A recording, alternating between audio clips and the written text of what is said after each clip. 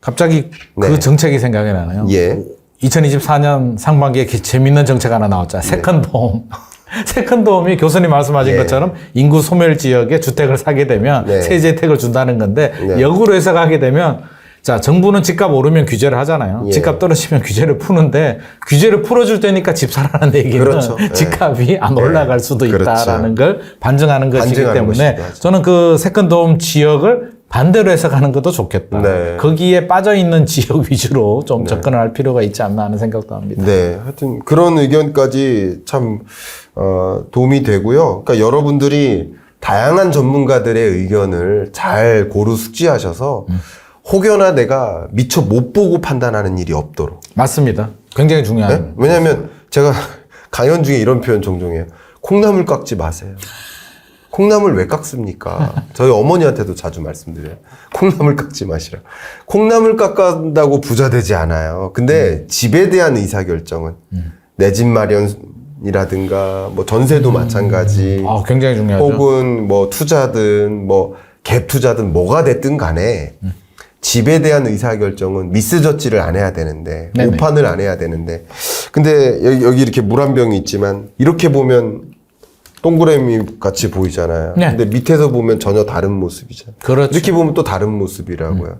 내가 혹여나 여기로만 보고 있는 건 아닐까. 여기를 못 보면 안 돼요. 그래서 제가 항상 강조하는 게 그래서 토론을 지향하고 여러 전문가들의 의견을 맞습니다. 고루 청취하셔서 또 여러 책들을 보시고 이렇게 하면서 여러분만의 객관적인 뷰를 가지셨으면 좋겠다. 이게 굉장히 중요한. 네, 저는 김만 소장님이 무조건 맞다, 제 의견이 맞다 이게 아니라 이 전문가들은 각각의 그런 의견들을 갖고 있으니 그런 의견들을 종합해서 더 여러분이 미스저지 하지 않도록 했으면 좋겠다. 저도 그래서 이렇게 하는 겁니다. 저도 100% 공감을 하고요. 100%라는 표현을 잘 안 쓰는데 이거는 진짜 중요한 말씀을 해주셨거든요. 전문가들도 사람이고 또 자기의 가치관이나 물론 경험이나 이론은 좀 많이 무장을 하고 있지만 변화하는 여러 가지 변수들을 우리가 또 해석하는 방향성이나 능력이 다르기 때문에 하락하시는 분들, 상승하시는 분들, 또 시장주의자분들 의견을 다 들어보시고 그렇죠. 또 이게 우리 시청자분들도 성향이 다 다르잖아요. 그렇죠. 자기 능력이나 성향이 다르기 때문에 자기한테 맞는 전략. 결국에는 이제 본인의 선택의 문제고 책임의 문제이기 때문에 다양한 인사이트 들어보시고 이런 면도 있네, 이런 면도 있네, 이런 면도 있네. 나는 이렇게 해야 되겠다. 이런 전략이 반드시 필요할 것 같습니다. 말씀 감사합니다. 24년에 이제 부동산 시장이 아까 매매 가격 기준으로, 아파트 매매 가격 기준으로 이제 강보합으로의 이제 반등이나 강보합으로의 전환을 이제 의견을 주셨는데 그 여러 가지 배경 중에 하나가 전세 시장이었어요. 전세. 그래서 전세 시장에 대해서 말씀을 좀 나눠보도록 하겠습니다. 네네. 저는 솔직히 제가 뭐 정책 의사결정자는 아니지만 네. 뭐 국토교통부 자문위원 활동하면서도 그렇고 저는 전 정부 때 현 정부 때 다 했거든요. 그러니까 제가 정치적인 성향이 없다는 걸 알아주셨으면 하는 마음에 이 말씀도 좀 여담으로 드리는데 네. 정책의 조언을 해드려야 된다는 입장에서 이 정책의 대상은 어쨌든 가격 안정이 아니라 주거 안정이다. 맞습니다. 가격이 오르고 내리는 걸 통제하기보다는 주거 불안에 시달리는 그런 서민이 주거 안정을 찾도록 해주셔야 된다. 이게 정책의 포커스가 돼야 된다. 가격은 수단일 뿐이지 그게 목적이어서는 안 된다. 저는 이런 생각을 갖고 있어요. 맞습니다. 근데 이 주거 불안에 가장 힘들어 하시는 계층은 누굴까? 주거라는 관점에서 나눠본다면 임차인, 세입자, 그렇죠. 임차인이죠. 그리고 자가 하나는 임대인 아니겠습니까? 네네. 주거 여부로 주거 부동산이라는 시장에서 우리 5천만 국민을 혹은 2,200만 가구를 3등분 한다면 네. 임차인, 자가, 임대인으로 구분되지 않겠습니까? 맞습니다. 그럼 이 중에서 가장 주거 불안에 시달리는 계층은 임차인이지 않겠습니까? 당연히 그러니까 그렇죠. 임차인에 대한 주거 안정을 더 도모하는 그런 정책들을 마련해야 된다고 보고 있기 때문에 지금부터 좀 김희만 소장님하고 네. 전세 시장에 대해서 좀 논의해 보도록 좋습니다. 하겠습니다. 네네. 전세 시장 뭐 지금 전세난 네. 상황인데 더 심각해질 거라고 보시는지 여쭙고 싶습니다. 그렇습니다. 저는 지금이 전세난 매우 심각하다는 말씀 드리지 않습니다. 네. 왜냐하면 앞으로 더 심각할 것이기 때문에. 지금은 뭐 심각한 수준이 아니다. 네. 지금이 심각한 수준이라고 한다면 앞으로 좋아진다는 그렇죠. 의미가 내포될 수도 있는데 네. 저는 그럴 가능성, 물론 100%라는 건 없겠지만 저는 앞으로 더 심각해질 가능성이 높다. 전세 시장이 더 심각해진다라는 표현은 네.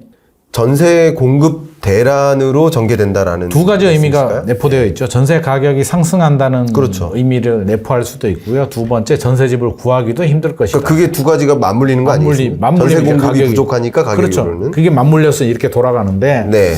왜 그렇게 이제 예상을 한다면 이제 제가 만약에 국토부 예. 정책을 만드는 네. 국토부 장관이나 네. 또 차관이나 이 혹시 위치가 그 된다면 욕심 있으신 거 아니십니까? 전혀 그렇지가 않습니다. 생각만 해도 머리가 아픕니다. 왜 머리가 아프냐면 제가 그 말씀을 드리려고 하는데 예. 답이 없기 때문에 내가 장관 차관이라도 사실 뾰족한 세입자 대책이 나오기는 현실적으로 좀 어렵습니다. 왜냐하면 그러면 소장님 자격 없으십니다. 죄송합니다.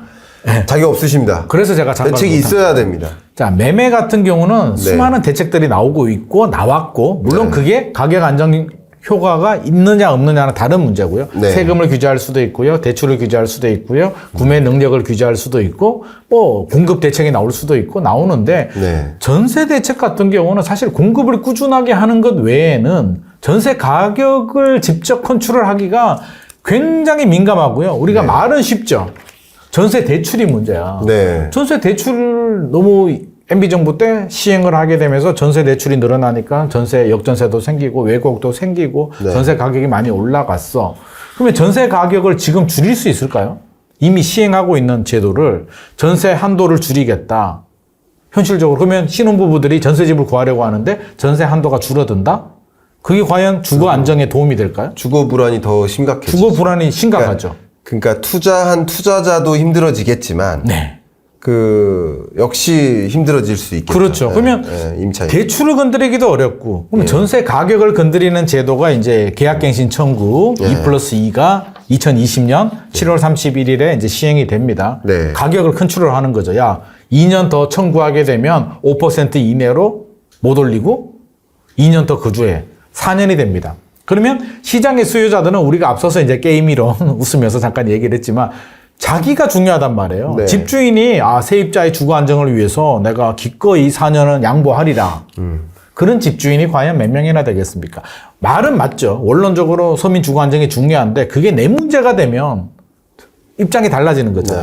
4년 동안 못 올린다고? 2020년 난리가 나잖아요. 소급 적용하니까 새롭게 계약하는 집들은 야 4년 동안 못 올리니까 지금 왕창 올려 라고 해서 한번 요동을 치게 되죠. 한 1년 반, 2년 전세 가격이 왜곡이 됐고 이제 또 4년 차가 옵니다. 예. 지금 또 4년 차가 왔어요. 네. 오니까 집주인 입장에서는 이번에 못 올리면 또 4년이 가요.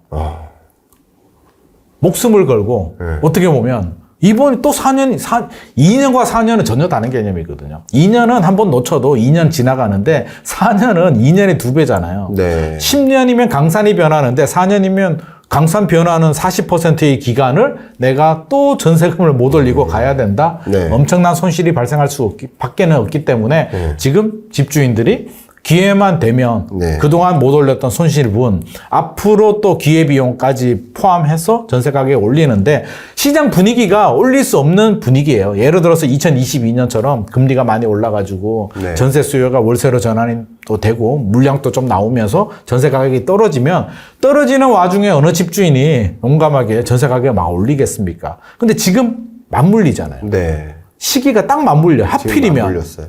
맞물린 게 일단 공급 물량이 부족해요. 네. 앞서서 우리가 공급 한 5년 저는 부족하다고 보는데 전세는 기존에 살던 분들의 물량이 있고 새로운 공급 물량이 있는데 기존에 있는 물량은 잘 나오지 않아요.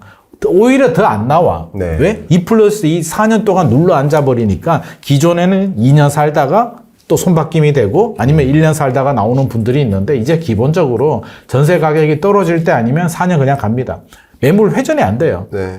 두 번째, 공급 물량 안 나오죠. 그러면 일단 그 공급 동맥 경화가 일단 걸렸습니다. 자, 이제 수요 측면에서 본다면 빌라, 오피스텔 시장 굉장히 힘들잖아요. 네. 거의 뭐 역전세, 전세 사기, 깡통 전세 때문에 이제 거의 뭐 회피하는 분위기? 네. 그냥 안 할래. 그러면 안 하면 어디로 갈 거예요?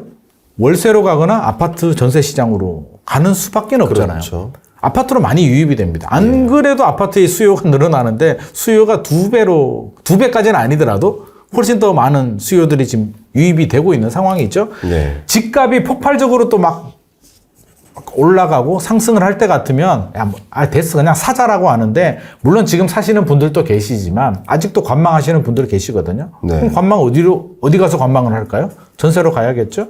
수요는 늘어나는데 또 서울 수도권 같은 경우는 또 뭐 대학교도 있고 신혼부부들 좋은 직장들이 있기 때문에 또 인구 이동까지 겹칩니다.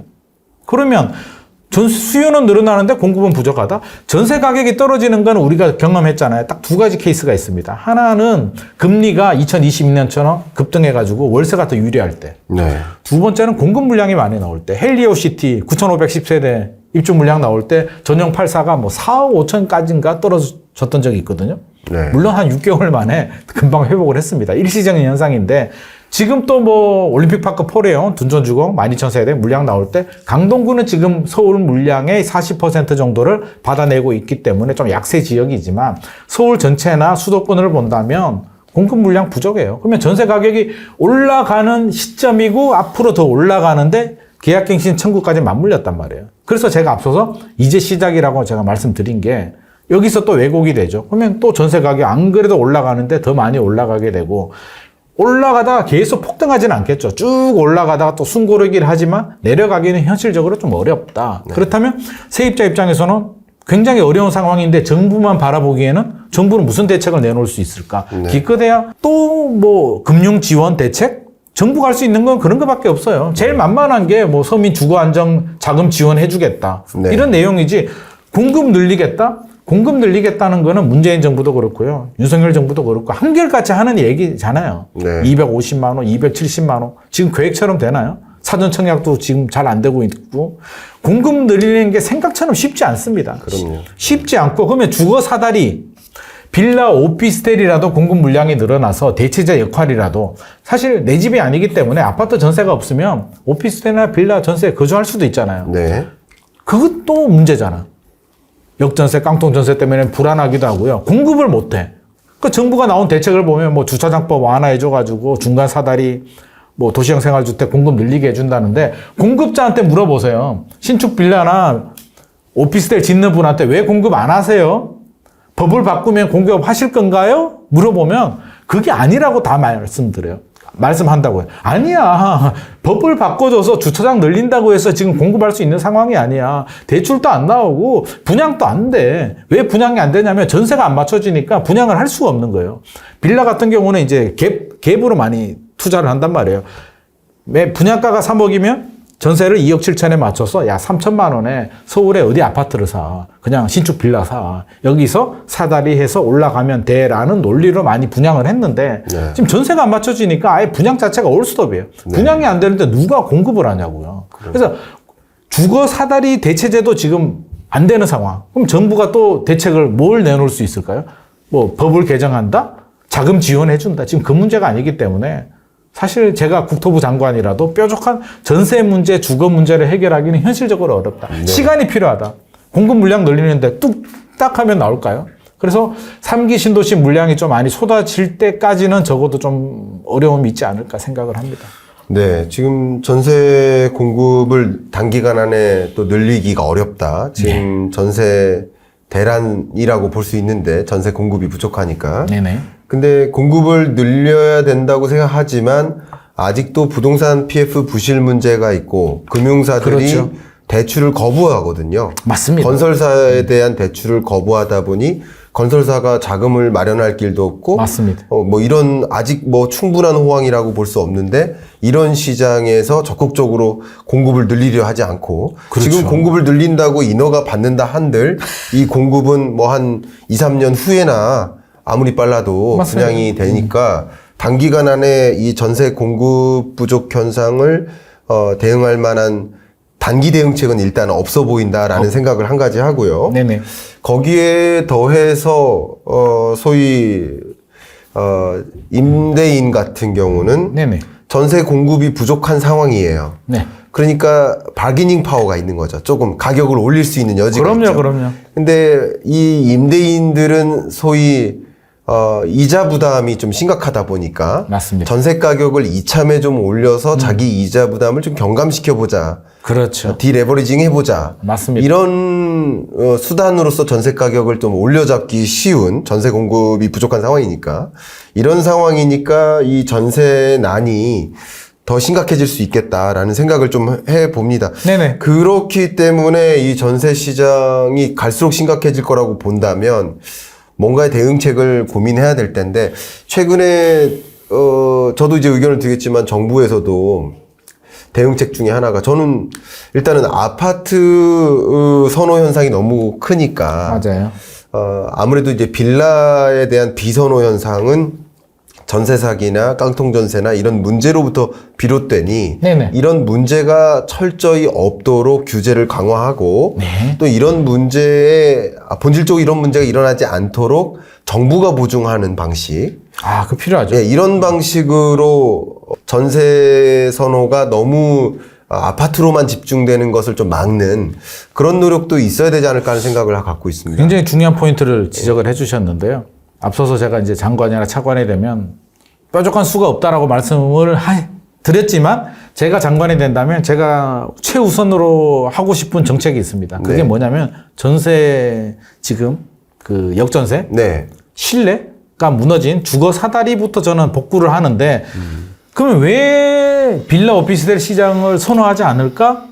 불안하니까 내 전 재산인 보증금을 맡겼는데 기존에는 믿음이 있었죠. 만기되면 돌려받을 수 있어. 네. 2022년 이전만 하더라도 사실은 전세가 이게 채권이잖아요. 네. 무이자 대출, 세입자가 사실 집주인한테 무이자 대출 해주는 거고 이자 받는 대신에 그 집에 잠시 눌러 앉아서 사는 건데 뭐 그 집에 대한 근저당을 잡은 것도 아니고 어떤 물건이 있는 것도 아닌데 그렇죠. 우리는 한마디로 그거잖아요. 친구한테 돈 빌려주고 친구가 야 그냥 내 방에 잠깐 들어와서 너 살고 있어. 살고 있으면 친구가 돈을 주나요? 근데 우리는 그동안 그 신뢰, 믿음이 굉장히 공고했죠. 왜? 네. 전세금을 돌려받을 수가 있으니까. 왜? 전제 조건은 집주인이 신뢰도가 높아서가 아니라 전세 가격이 올라가니까 그렇죠. 새로운 세입자한테 돈을 더 받으니까 떼고 차익 떼고 돌려주니까 충분히 가능했는데 우리 2022년에 진짜 역사적인 굉장히 중요한 이벤트들이 막 발생을 한 중에 하나가 입주 물량이 많이 나오지 않았음에도 불구하고 전세 가격이 큰 폭으로 떨어질 수가 있겠구나를 경험한 이례적인 해란 말이에요. 그렇죠. 신뢰가 무너지는 거죠. 전세가 위험한 거였네? 이제 전 국민이 다 알게 돼요. 사실은 전세 사기가 그때만 있었을까요? 그 이전에도 다 있었어요. 다 사기였는데 사기가 굉장히 많았음에도 불구하고 전세 가격이 올라가니까 사기인 줄 모르고 다 넘어갔는데 네. 이제 불안해. 불안하면 수요자들이 선택할 수 있는 방법은 회피거든요. 네. 그러면 정부가 할 수 있는 건 괜찮아. 안전해를 해야 되는데 정부가 지급 보증을 하는 방법이 있고요. 또 하나는 지금도 이제 저는 정부 정책에 불만이 있는 게 전세 계약을 하게 되는데 이제 교수님이 집주인이고 제가 2030입니다. 뭐 여러 가지가 나왔잖아요. 세금 체납 정보를 확인할 수 있게도 정부가 해줬고요. 동의 안 받고 네. 뭐 주택수도 확인하고 등기부등본도 확인하는데 귀찮기도 하고요. 세금 체납 어디서 확인해야 되는지도 모르겠고 그래도 제가 부지런해서 뗐어요. 뭔가 체납이 있는 것 같아.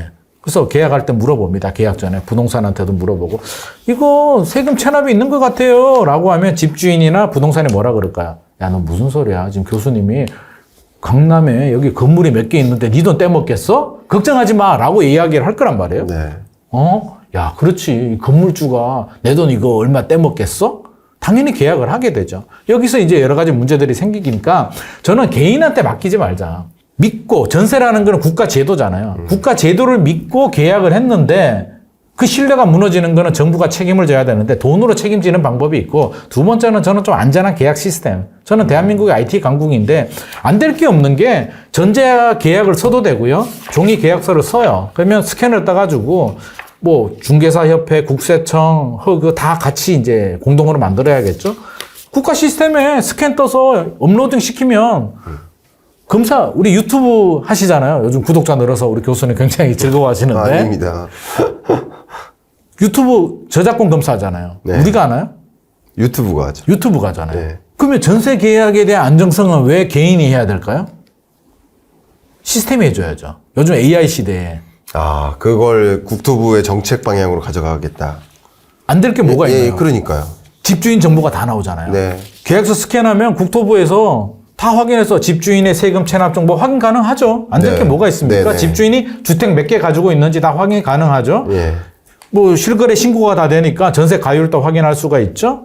여러 가지 다 확인을 한 다음에 문제가 없다 있다가 나오고 문제가 없다고 하더라도 자동으로 안전한 물건은 자동으로 보증보험 가입할 수 있게 토스를 넘기게 되면 흑우도 안전하죠. 네.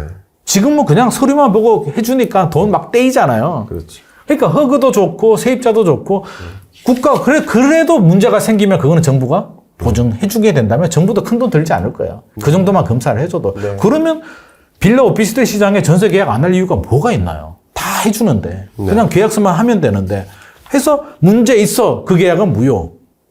이렇게 간단한 걸 두고도 저는 국가가 이걸 안 하고 있다는 얘기. 여기서부터 이제 모든 문제가 생기는 거잖아. 여기 불안하니까 아파트로 가게 되고 아파트 전세 수요도 자극하게 되기 때문에 그렇지. 이 문제부터 해결하자는 거죠. 여기서 해결하게 되면 아파트 전세 안정에도 저는 상당히 좀 도움이 될 거다라는 말씀 드리고 싶습니다. 네. 의견 주셔서 감사하고요. 오늘 김인만 소장님이 마치 청문회 자리에서 국토부 장관 자리를 놓고 하시는 것처럼, 이제 이 김인만 소장님의 의견이, 정책적으로 받아들여질 만한 부분들이 굉장히 많이 있습니다. 제가 보기에도. 그래서 이런 정책들이 잘 활용돼서, 정말 서민이 당하지 않았습니다. 그렇죠. 당하지 않는.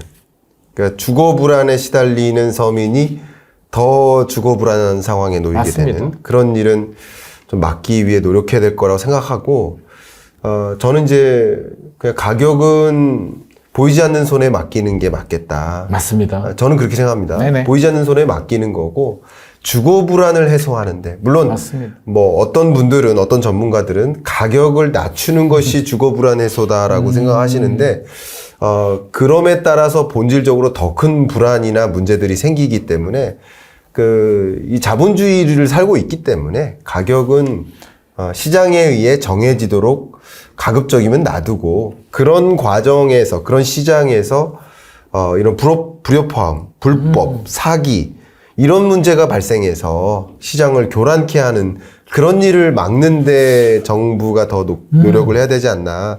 그래서 그런 어떤 제도적으로 그런 장치를 마련해서 시스템적으로 이런 전세 사기나 뭐 깡통 전세 문제나 이런 일로 인해서 서민들이 당하지 않았으면 그런 환경을 좀 만들었으면 너무나 하는 게 제 생각입니다. 너무나 공감하고요. 네. 사실